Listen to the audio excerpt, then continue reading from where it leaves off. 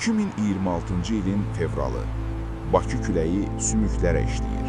Gah külək əsir, gah günəş çıxır, amma biz başqa bir soyuğun, rəqəmlərin yaratdığı şaxtanın içindəyik. Minlərlə kilometr uzaqda İtaliya zirvələrində qızıl uğrunda yarışanlar var. Qış olimpiyadasını deyirəm. Biz isə burada asfalt cəngəllikdə öz gündəlik olimpiyadamızı yaşayırıq.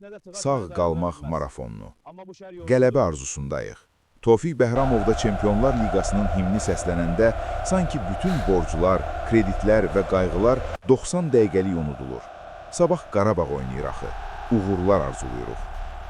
90 dəqiqəlik xoşbəxtlik bizi gözləyir. Amma top meydandan çıxanda reallıq yenidən başlayır. Qışın soyuğu cibləri yandırır.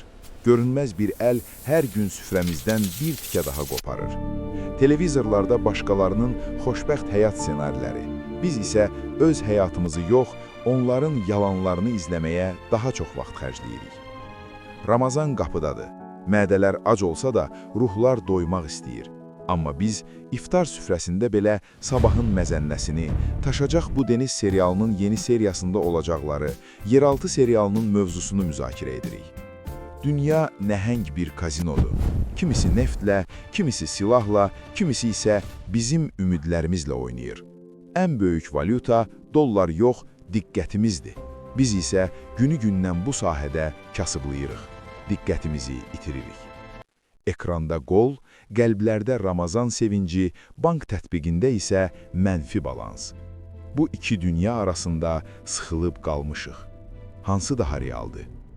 Bəlkə də əsl müharibə səngərlərdə deyil, dəyərlərimizin birjasında gedir. Olan gənc kasıb vətən oğullarına olur. Görəsən imanımızı neçəyə satdıq, səbrimizi hansı faizlə girov qoyduq. Amma unutmayaq, olimpiyada bitəcək, Çempionlar Liqası qurtaracaq, ay bütövləşəcək, Ramazan bizimlə sağollaşacaq. Sonda əlimizdə qalan tək şey bir stəkan çay və vicdanımız olacaq.